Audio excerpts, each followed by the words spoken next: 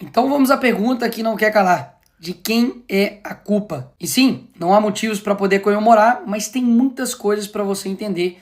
Isso vai fazer toda a diferença. E diferentemente do outro lado, eu não preciso inventar para poder te explicar quem é o culpado disso. Basta eu ler a carta do Trump. E começa citando Jair Bolsonaro e diz: conheci e lidei com o ex-presidente Jair Bolsonaro e o respeitei profundamente, assim como a maioria dos outros líderes de países. A forma como o Brasil tem tratado o ex-presidente Bolsonaro, um líder atualmente respeitado em todo o mundo, durante seu mandato, inclusive pelos seus Estados Unidos, é uma vergonha internacional. Esse julgamento não deveria estar acontecendo.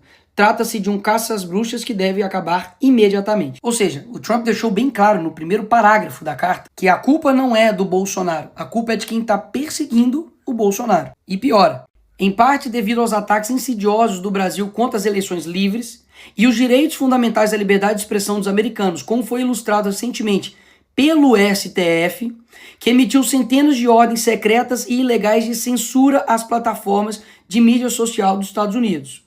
Lembra disso aí. E para poder refrescar aí a sua memória, o assessor do Trump ele foi detido pelo Moraes aqui em Brasília em 2021. O Alexandre de Moraes também derrubou o X, o Twitter, aqui do Brasil. E também derrubou a Rumble, que é uma rede social que tem ligações muito próximas com a Truth Social, que também é uma plataforma criada pelo Donald Trump. Dito isso, não sou eu, Bolsonaro, a direita que está falando.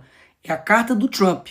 Ela continua. A partir de 1º de agosto de 2025, cobraremos uma tarifa de 50% sobre qualquer produto brasileiro enviado aos Estados Unidos. Ou seja, devido à perseguição, nós vamos cobrar essa taxa. Mesmo depois de uma carta tão clara e transparente, a esquerda quer dizer que o culpado não é o presidente da República, mas o Bolsonaro, que nem presidente é. Será mesmo? Vamos ver. Lula, antes mesmo das eleições, já falava que o Trump era nazismo com outra cara e chamou ele de desumano. O Lula deixou navios de guerra do Irã atracar aqui no Brasil, mesmo os Estados Unidos fazendo pressão contrária. O Alckmin, que é vice do Lula, participou de um evento no Irã ao lado do líder do Hamas e outros 3 líderes terroristas. Voltou até a exigir visto para o cidadão dos Estados Unidos para entrar aqui no Brasil. Foi destaque no mundo inteiro quando comparou as ações de Israel a Hitler. Ou seja, atacando o principal aliado dos Estados Unidos na guerra entre Israel e Irã. E aí o que o Lula esperava? De que essa conta nunca ia chegar? Ela chegou e muito cara. Mas ela tem um motivo, como vocês viram. Não foi do nada. Mas existe uma forma de resolver isso. No fim da carta do Trump ele fala: essas tarifas podem ser modificadas para cima ou para baixo, dependendo da nossa relação com o seu país. A solução está na mão do governo. Basta ter um mínimo de relação diplomática com uma nação importante, que é o caso dos Estados Unidos, parar de perseguir seus opositores aqui no Brasil, dar uma maquetada no STF para ele ficar no canto dele, que as coisas vão ser resolvidas. Caso contrário, Lula, você vai ferrar todo mundo. Ou vocês acham que isso daqui é fazer diplomacia? Eu não tenho medo de você, inclusive. Boa!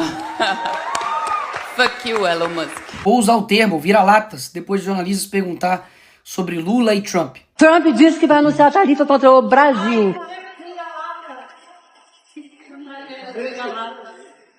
Ah, e é bom lembrar que até esse momento aqui, a tarifa estava em 10%.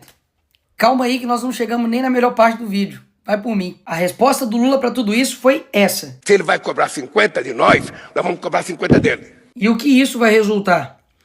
Se por algum motivo o senhor decidir aumentar suas tarifas, então qualquer que seja o número que escolher aumentá-las, será acrescentado aos 50% que cobraremos. Se o Lula vai cobrar 50, eles também vão colocar mais 50 nessa conta. Enquanto isso, uma nação que decidiu ter diplomacia com os Estados Unidos, que é a Argentina, aprovou um acordo que garante tarifa zero para 80% das exportações argentinas. Como deve ser bom ter um presidente, né? Sabe por que eles estão dizendo que o Brasil não pode recuar a esse tipo de medida de fora? Porque nós defendemos a soberania nacional. E é aqui que o vídeo fica interessante. A esquerda, que está dizendo aí que defende a soberania nacional, tem uma organização que chama Folha de São Paulo, desde 1990, que interfere ativamente nas eleições e no processo democrático de todos os países da América Latina. E quem está dizendo isso não sou eu, é o Lula. Parte da chegada da esquerda ao poder na América Latina pela existência dessa cosita chamada Fórum de São Paulo. E aqui, com o José Dirceu,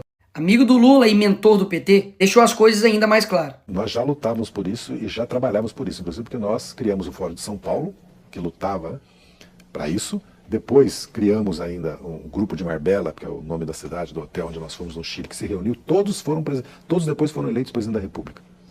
Todos foram. Todos. Então quer dizer que os Estados Unidos não pode aplicar uma sanção em defesa da liberdade, mas eles podem interferir em todos os outros países da América Latina para poder implementar, literalmente, ditaduras. E pausa. Quem é pior?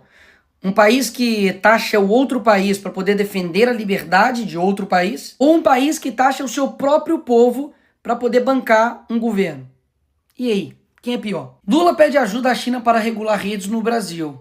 Ora, isso aqui não ataca a nossa soberania nacional? Quando o PT lá em 2016 pediu proteção internacional diante do impeachment da Dilma, não era ataque à soberania nacional, né? Tenho certeza, não era interferência.